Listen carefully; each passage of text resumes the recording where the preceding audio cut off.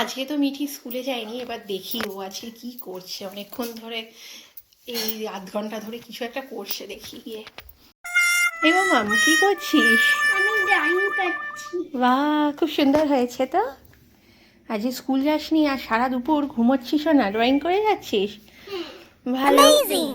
এই শোন না, একটা গেম খেলবি? হ্যাঁ, খেলবো। কি গেম?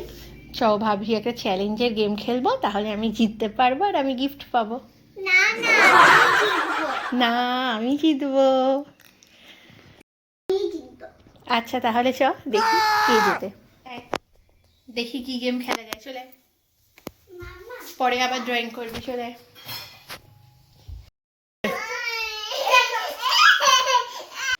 তো গাইস, আজকে আমরা ভাবছি একটা চ্যালেঞ্জের গেম খেলবো।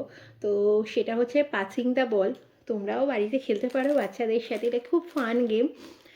আর কিছুক্ষণ জন্য বাচ্চাদের এঙ্গেজও রাখা যাবে। তো চলো আমরা শুরু করি এই গেমটা, আর দেখা যাক এই গেমে আমি জিতি নাকি মিঠি জেতে। কারণ কৃতি তো এখনো খেলতে শেখেনি। তো চলো, আগে হচ্ছে মিউজিক একটা চুজ করি, সেটা স্টার্ট করবো। বল নিয়ে আমরা এইটা দিয়েই করি। সরো সরো সরো কৃতি।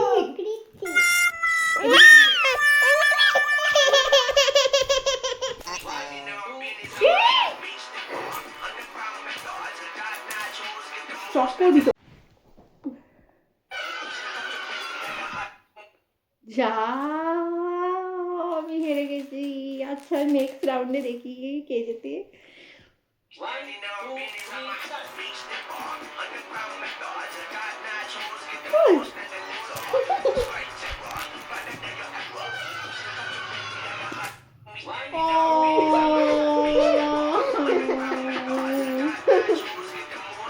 তোর মুখ করে দেখা যাচ্ছে না।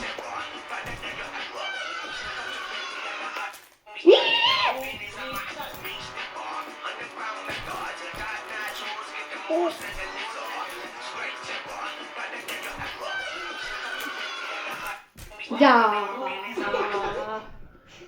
আমি মিঠি জিতেছে 3বার আর আমি হচ্ছে একবার পেরেছি আর মিঠি 3বার পেরেছে। তো মিঠির জন্য আছে গিফটও আছে। টেন টেন না।